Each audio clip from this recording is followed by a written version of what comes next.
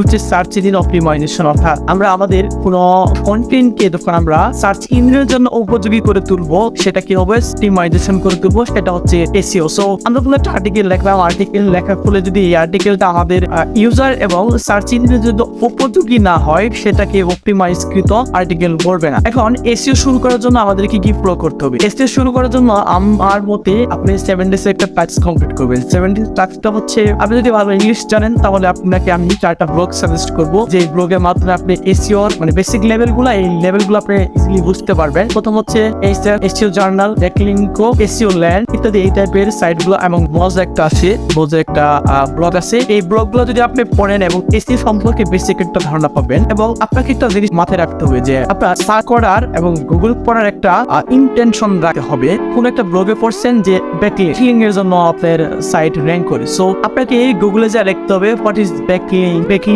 কত প্রকার, ব্যাকলিং কিভাবে তৈরি করে ইত্যাদি, এই বিষয়গুলো যখন সার্চ করবেন তখন আপনি ইন ডেপলি ভাবে ব্যাকলিং এর জগতে প্রবেশ করবেন। তখন ব্যাকলিং করার ফলে আস্তে আস্তে আপনি দেখবেন অন পেজ অপটিমাইজ নেই, বিষয়টা আপনার টার্ম পাবে। তো যখন আপনি একটা ব্লগ পড়ার ক্ষেত্রে যখন অন পেজ এই টার্মটা পাবেন, তখন আপনাকে লিখতে হবে অন পেজ এসইও কি, অন পেজ এসইও কিভাবে করতে হয়, অন পেজ এসইও কি কি রাখতে হবে, সবচেয়ে ভালো অন পেজ এসইও কিভাবে করতে হয়। আপনি এই ব্লগগুলো পড়বেন, তখন আপনি হয়তো কোন একটা পর্যায়ে দেখবেন যে কন্টেন্ট আপনি কি করবেন, গুগলে সার্চ করবেন যে কন্টেন্ট কি, কন্টেন্ট কত প্রকার, কন্টেন্ট কিভাবে কাজ করে, content marketing, content writing, content optimisation, এই বিষয়গুলো আপনি পাবেন। সো আপনি এই এই বিষয়গুলো রিসার্চ করবেন। সো আপনার যদি মনে হয় যে না আমি এই বিষয়গুলো পড়ে বুঝতে পারবো, আমার নিজের ভিতরে একটা কনফিডেন্স কাজ করছে, তখন আপনি এই ইন্ডাস্ট্রিতে আসবেন। আর একটা কলেজ হচ্ছে আপনাকে অবশ্যই ইংরেজি ভালো পারতে হবে। সো আপনি যদি ইংরেজিতে খুব দুর্বল হন, পাশাপাশি আপনি ইংরেজি ডেভেলপ করতে পারেন। তো ইংরেজি ডেভেলপ করার জন্য বিভিন্ন রকম আমাদের পদ্ধতি বা সিস্টেম আছে। পুরো বিশ্বে বর্তমান সবচেয়ে মার্কেট শেয়ার দখল করে আসছে